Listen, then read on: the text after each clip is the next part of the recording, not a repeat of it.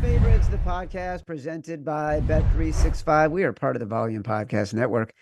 I am Chad Millman of the Action Network, live from our Tommy John home studios.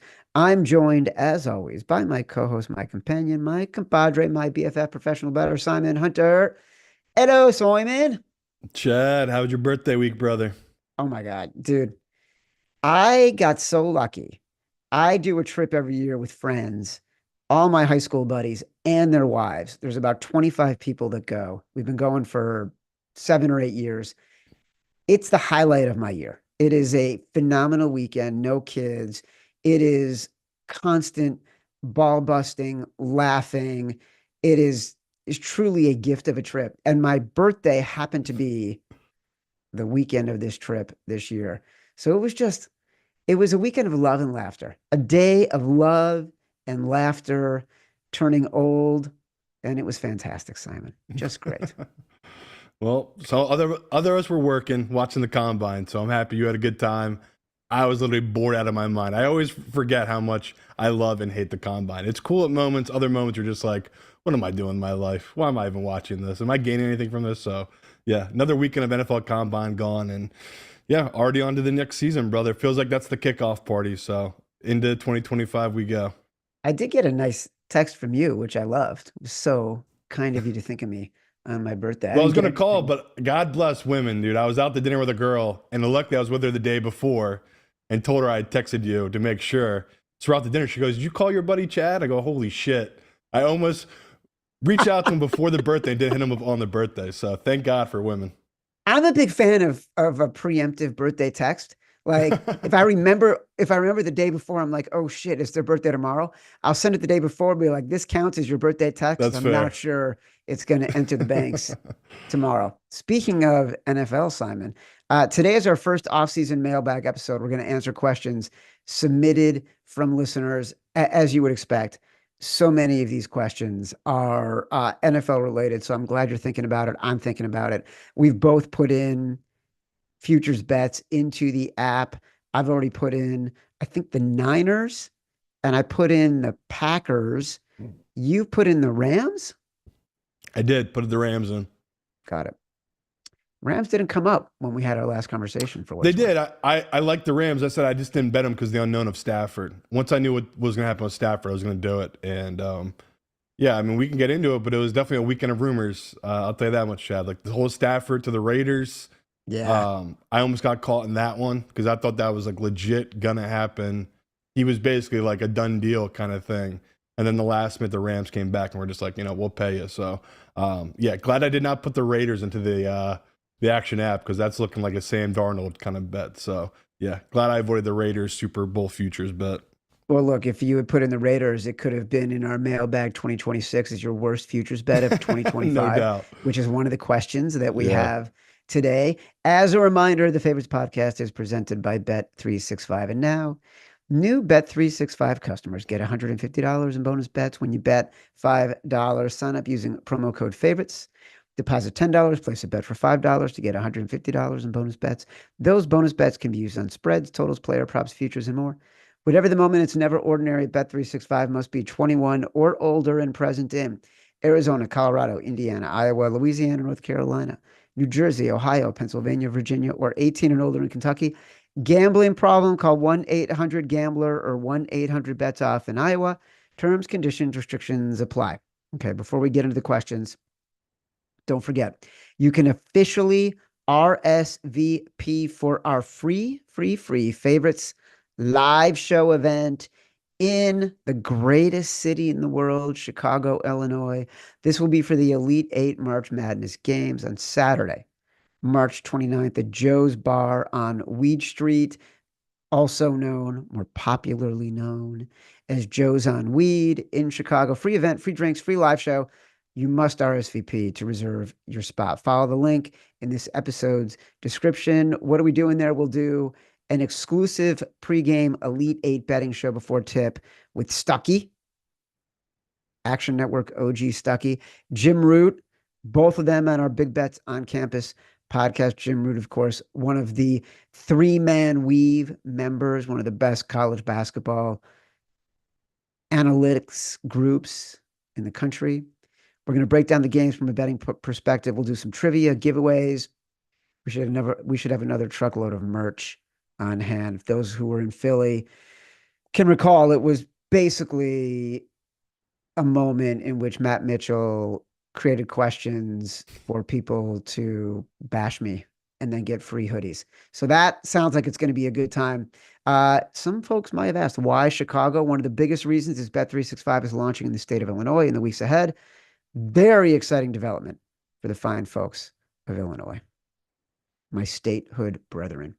All right, Simon, first question. The day before our Chicago live show, friend of the podcast, Chris Long, turns 40. Man's getting old. We love Chris.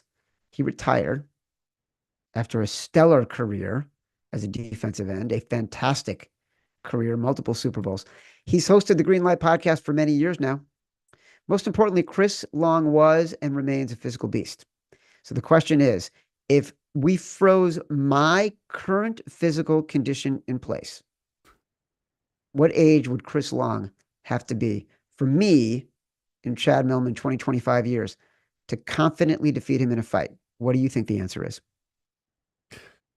I mean, I think you're scrappy, Chad. I think you're a little scrappier than people perceive. So I guess just because he's a genetic freak, I guess some point in his 80s, right? Like his hips, his knees, something's going to go on that guy. He's pushed his body to the limit. Chad here, not so much. So I feel like you have an advantage there. So I guess Chris Long, 85, Chad could easily take him down. All right. So I thought a lot about this. And I exercise a lot. I'm on the rowing machine. I'm on the Peloton. I do light weightlifting. I'm about bone density. I'm about flexibility. I'm about stability. I'm about eating right. I'm about VO2 max, all those things. I'm looking for health span, okay? Not lifespan, health span. And I believe I am in better physical condition today than I've been in my entire life. So if I was able to freeze this in place, my diet consists of nuts, legumes, beans, occasional chicken, lots of salmon, vegetables, very little sugar, very little processed food. I am a specimen right now, Simon. I have tensile strength. I'm doing the weighted step ups. You got a dumbbell in both hands. I'm stepping up. I did it at the gym when we were in Palm Springs. I went twice in the 3 days we were there. I love you think any of this is going to help you in a fight in any way. My point, it's a good time for me to freeze myself in place. The age for Chris Long, for me, you said 85. I wrote down 83. And my thoughts were by then, maybe he'll have let himself go. Like clearly he's a physical marvel, naturally gifted, naturally athletic, naturally strong. And then he did all the work required on top of that, which he maintains. He's taller, he's stronger.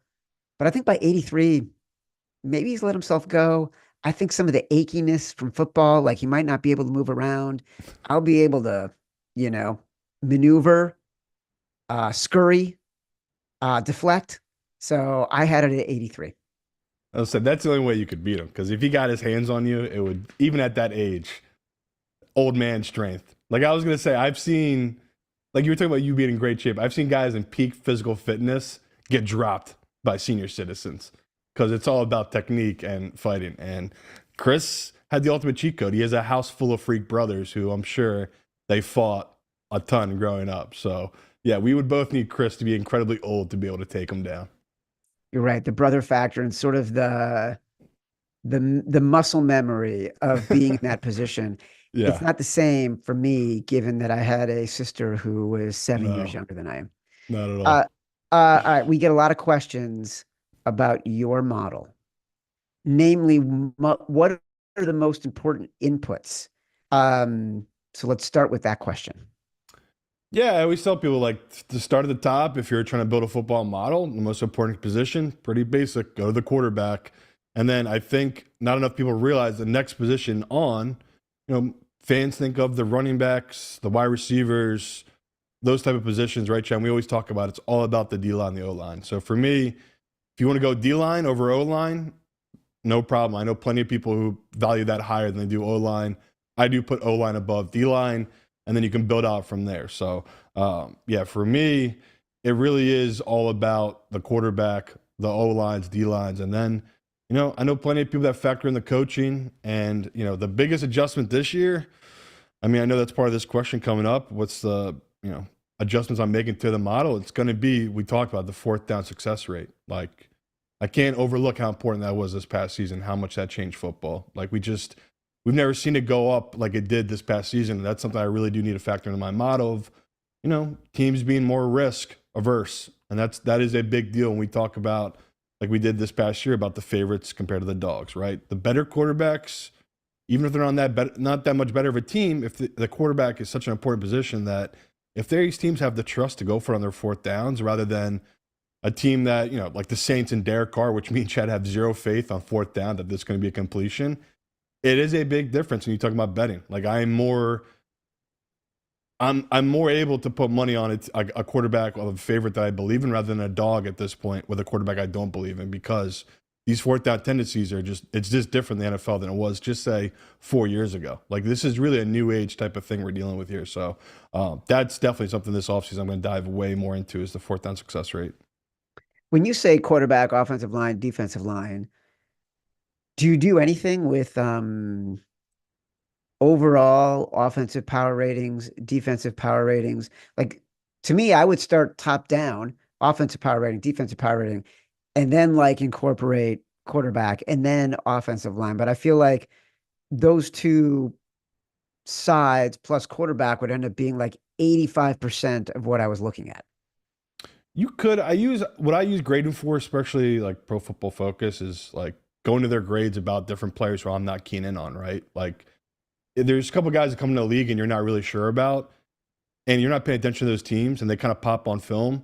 Film doesn't really all explain if a player is good or not, and that's really like you're talking about individual stats and numbers. Definitely, that's something I dive into. But if you're trying to incorporate all that into your model, you can do that, but that is a ton of work. And, that might muddy the waters a little bit because it could make you over adjust to different things. Like, we joked about a Cooper DeJean joined the Eagles. You look at how he ended the year. He ended the year as like a top 5 cornerback, nickel. Like, that's the type of thing where you do need to be ahead of and adjust that in your model, the fact that he is improving a defense that much. So I agree with you. There are individual stats to dive into, but yeah, for what I do, no, it's kind of a median, right? I use them and a bunch of other different websites to try to give me one median number on each player grade rather than individual each player grade. Right. But what I'm saying is overall offensive power rating, overall defensive Oh, power I see what you're rating. saying. Like Like those that's are the DVOA though. We talk about that all the time. That's DVOA. you Like if you hate want to do DVOA. that, yeah. Why do you hate DVOA? I don't. I just think it's just the boring lazy man tool in a lot of ways, right? Like the Lions played the Washington in the playoffs.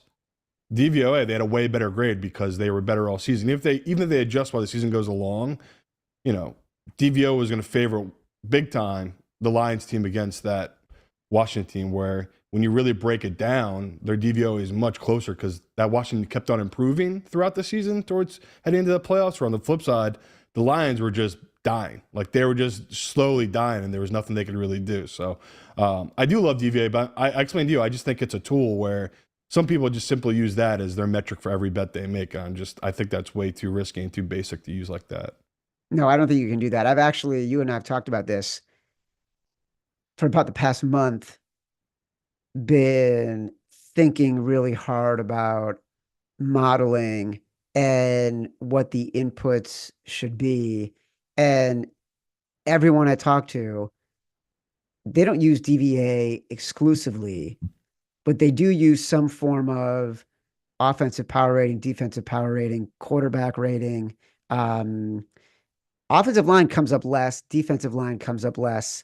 And then like success metrics, because and that's a new advanced analytic for the NFL that does measure sort of how well you perform in those 10-yard increments, right? And so to me, that's a really interesting metric to start to think about if you are looking for new keys to analyzing teams, because it tends to indicate how well a team is performing in the most basic of expectations, which is getting a first down.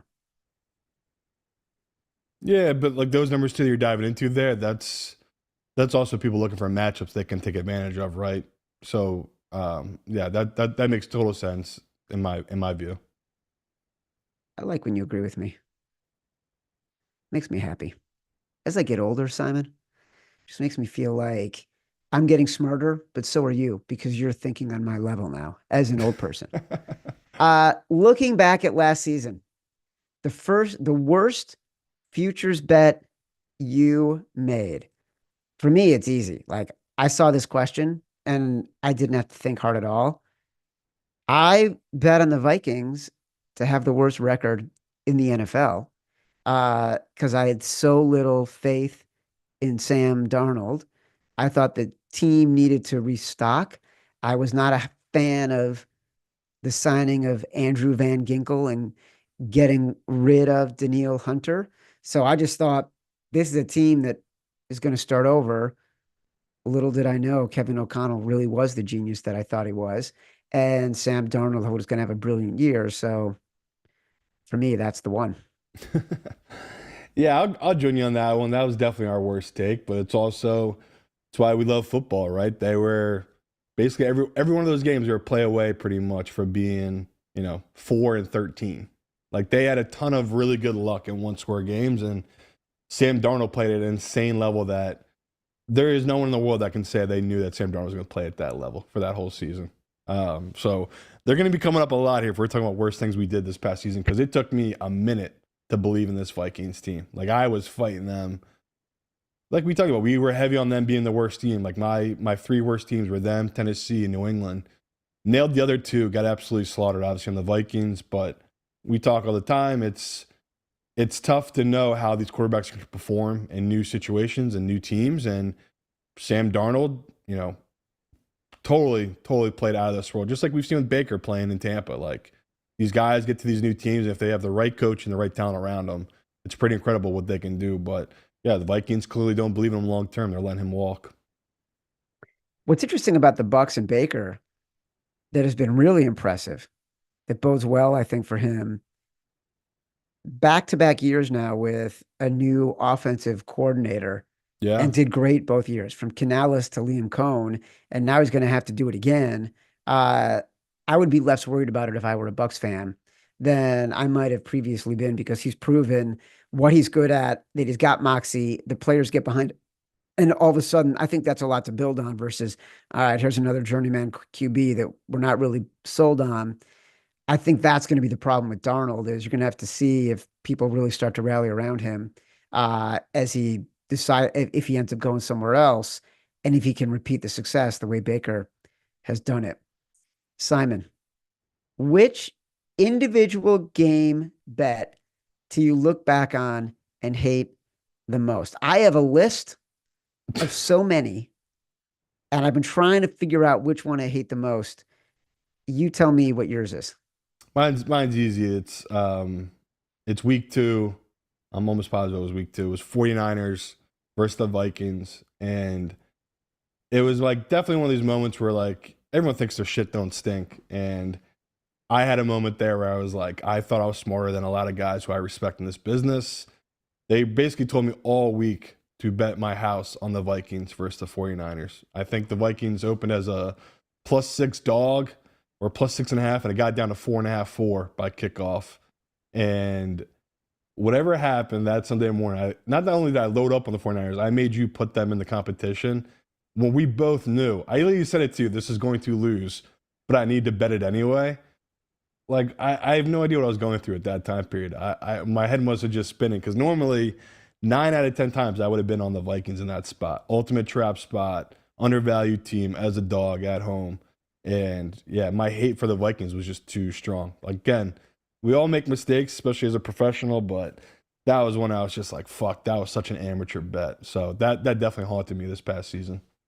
I am going to go to first week of October, October 6th. Joe Burrow and the Bengals against the Baltimore Ravens. Yeah, Bengals are 2.5-point dogs. that was brutal. We still believe in the Bengals at this point. The Ravens defense has been playing terribly. They're letting teams back in it nonstop in the first half of the year. We're thinking Bengals outright is the play. So 2.5 is value. I'm shocked. I swore you were going to go Bears, Commanders here, but that was such a Chad moment. That was God, that was pretty bad too. I forgot about it. You know what I was I'm sorry, you blocked it out. I should never even brought it up. You just I buried totally that forgot one about deep. it. Because the Bears game that was on my list was when we had the Lions -9.5, and they should have been up 35 that was nothing in the bad first too. half, and the Bears Thanksgiving. covered. No, it was Cincinnati 2.5 because that was a game that also to me, like the Bears, whatever, the Bears, you know, they weren't a team that we believed in. They were a team that if anything good happened, we were excited. That was a bad beat, but this was a beat that felt indicative of the season Okay. for us, where we're winning, we're winning, we're winning. Joe Burrow, who has the best year he's ever had, maybe has the worst play he makes the entire season. And we end up losing the bet on a field goal by a kicker who was having his worst season and happened to make his best kick in that game. So it wasn't like, oh, things weren't going our way. It's like the extremes didn't go our way. No.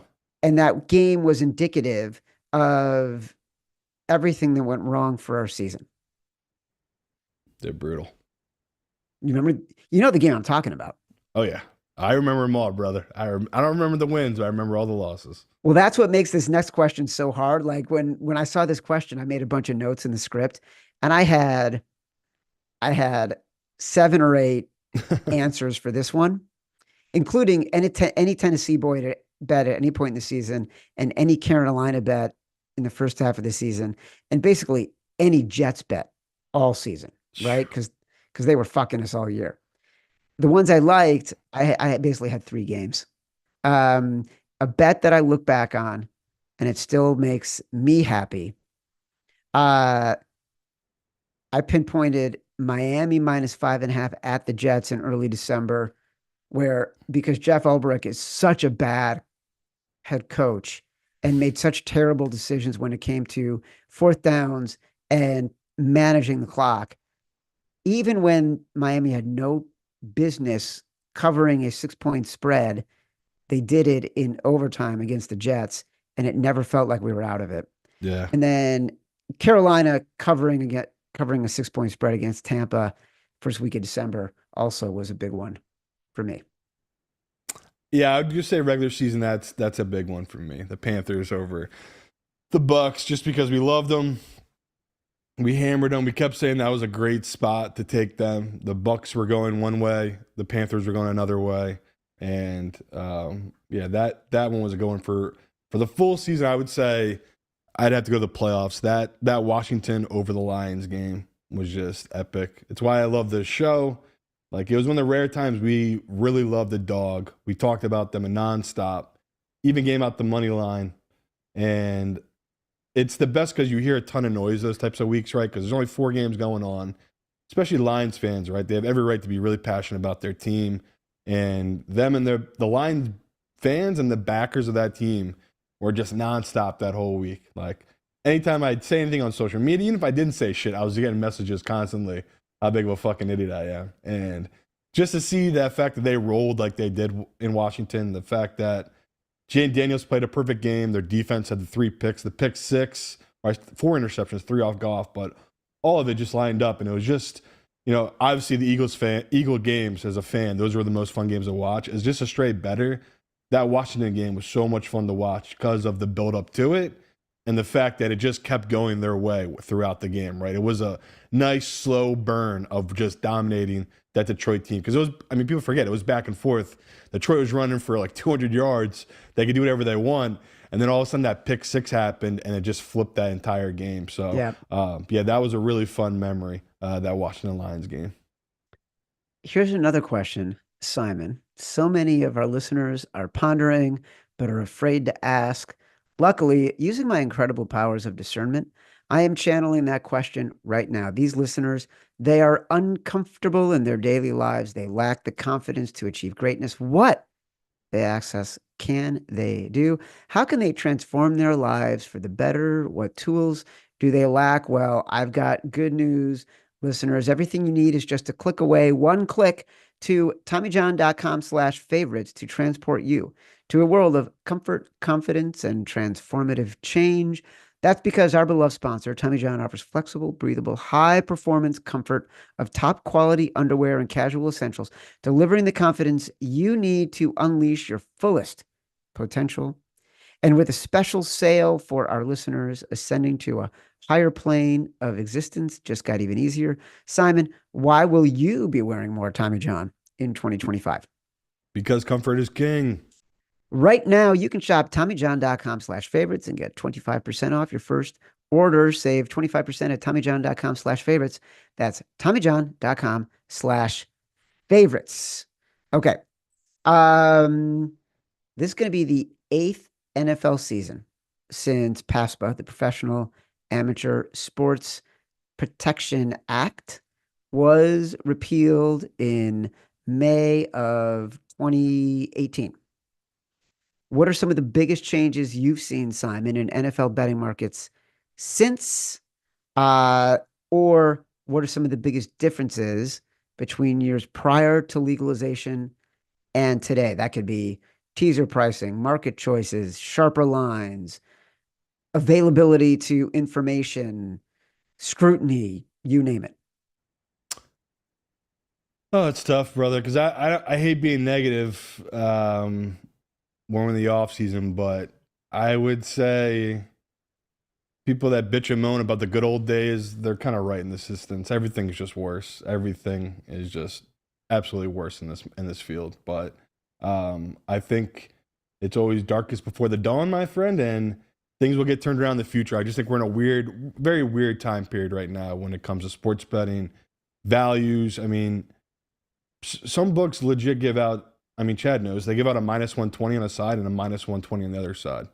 I can't believe that's legal in this country, that these books can do that type of stuff. So there's a lot. There's so much I could go. I mean, we could spend a whole episode on that type of question. But my biggest one I always preach to people is have multiple books. I hope you're in a state where you have multiple books where you can price and shop around, because I mean, every dime does matter. Every cent they take from you on the line does matter, and that adds up. If you want to be a long-term successful bettor, it's a big deal. But to me, the good thing in this industry is that someone like me personally, I've got to know people at different sports books, work with guys, and there are good guys out there running books that will take bets, and you can work with them, and they'll reach out to you and try to help bounce their books out. But a couple of the books that are just too big to fail, that can do whatever the hell they want, it's just a totally different world. So yeah, as the public, my best advice would be multiple books. It's the key to everything here, is just shop around, find the best number and the best line. It's so interesting. You say, every dime matters if you want to be a long-term successful bettor. I don't know if people do want to be that. When we started Action, and Right. when I saw this question, the immediate answer to me was same game parlays. And and I don't mean that as a negative or a positive. The question was, what is the biggest difference? Obviously, same game parlays were not a thing before we launched Action and before the repeal of PASPA. They just didn't exist, right? And so when we launched Action, we thought everyone would want to bet the way we do, which is you don't care about the team that's playing. You're searching for the biggest edge at the best price on sides totals. That's really where that's the markets that were most dominantly available. And that's how we approached it. That's how operators were approaching it. And so remember this. We wanted best bet, no matter the team, at best price with the biggest edge. Parlays have become so popular. Same game parlays have become so popular. And while there are certainly edges, and we do our best to identify the edges and the opportunities and the value in all these things, those still aren't the bets that you make that are the most ROI positive, the most positive EV.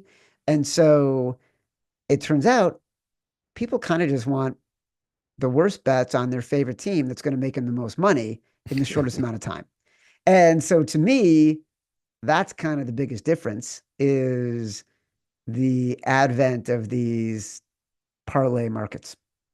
Yeah, and I've obviously tons of people. I grew up with friends that I've known a long time. That's I could tell them exactly the answers to the test, but they're going to want to take their own test, right? They don't want to bet the smart sharp sides like you talked about. Well, they might throw my bet into the parlay, but what you just talked about so true, Chad. I don't argue against it because you're right. Most people watching, they don't care. That's why I love our show. It's unique where we're doing pick contests. That's why most people listen to us is we're trying to help them with their pick contest and give their view of a different perspective on a pick contest where, most bettors these days, especially the guys I know, if they have $100 to bet that Sunday, they want to do 10 different 5-team parlays or whatever with $10 on each one. And they're hoping to hit just one of them and get their money back or maybe make $20 on top or something like that. Like I get that's a lot of the people now. And, Chad knows we have the numbers that back it up, but I still think there are a lot of guys that they like to see the other side of it and how the pros do it. So I do think there is a market for what we do, which is,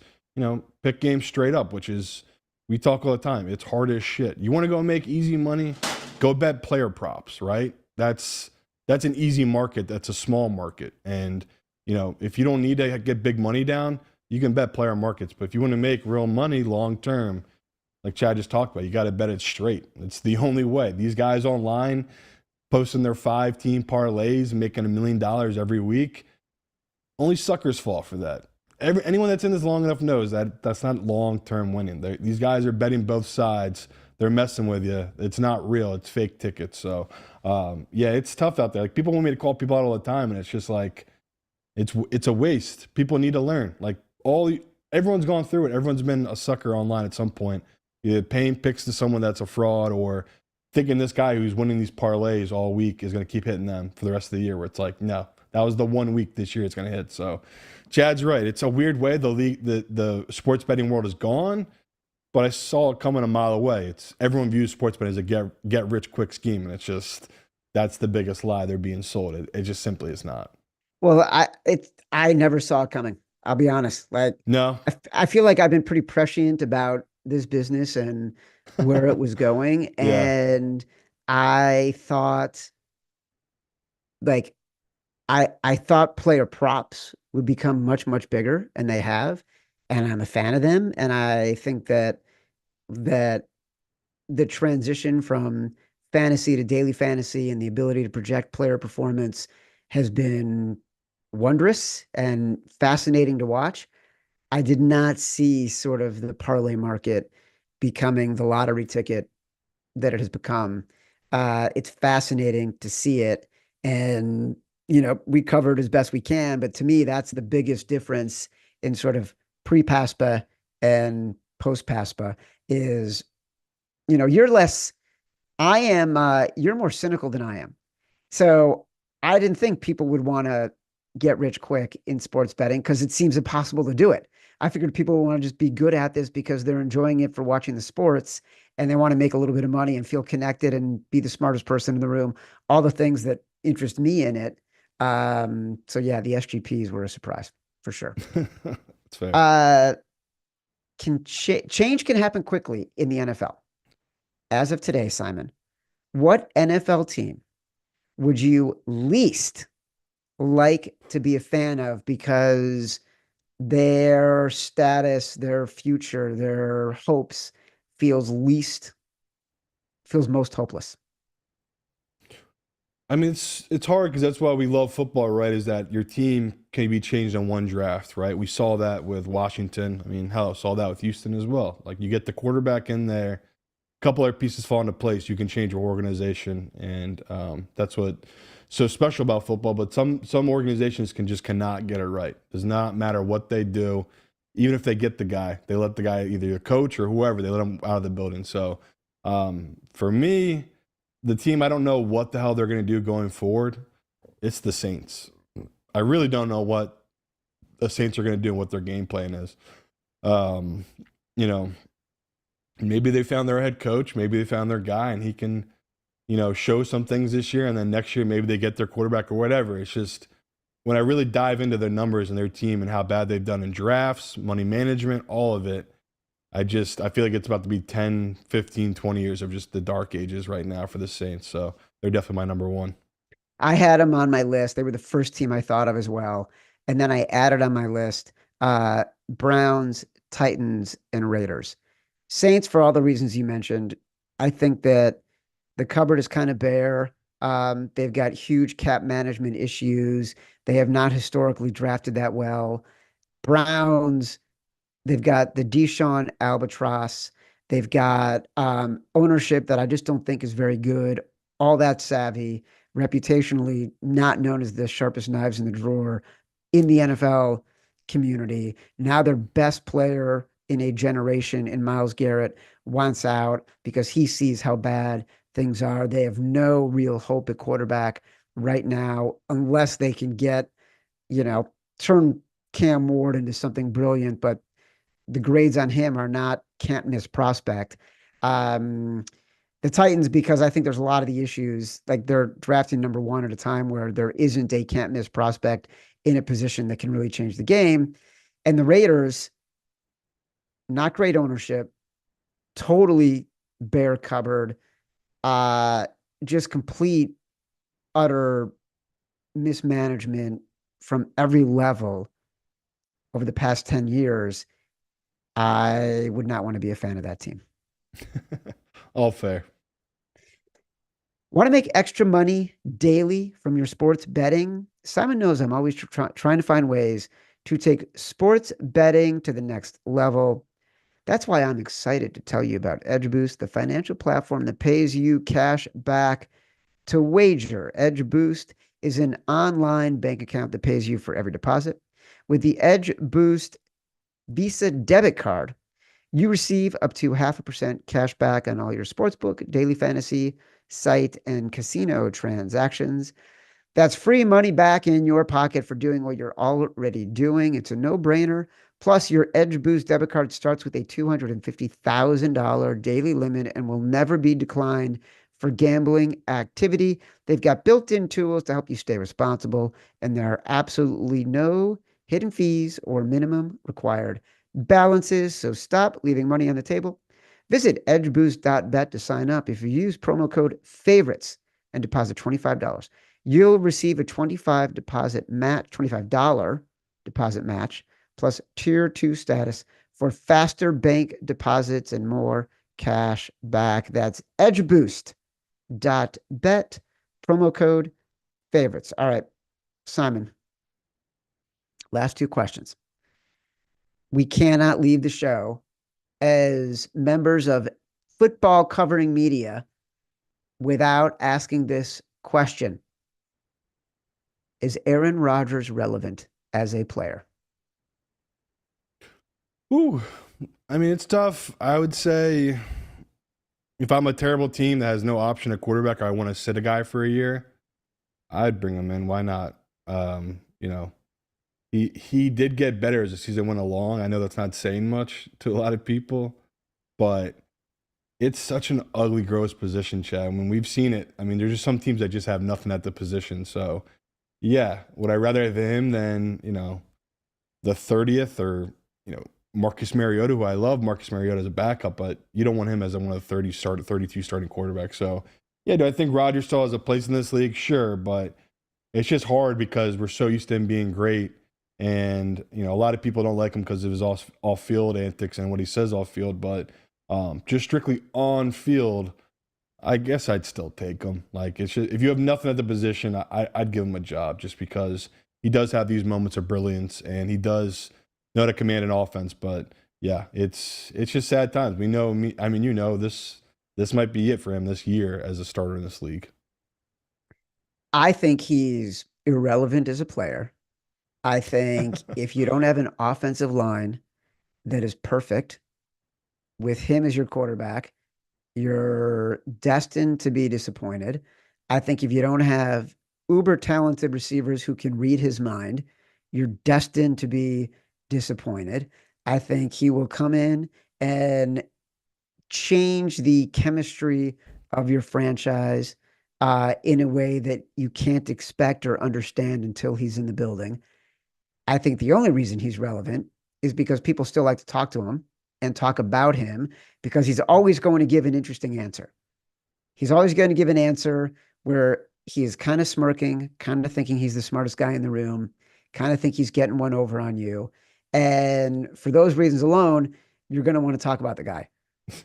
Are those football reasons? No. Yeah. But he's still going to be a guy that has relevance because he's Aaron Rodgers at the tail end of his career and things haven't been going well and the expectations are always so high. So, yeah, he's relevant, unfortunately.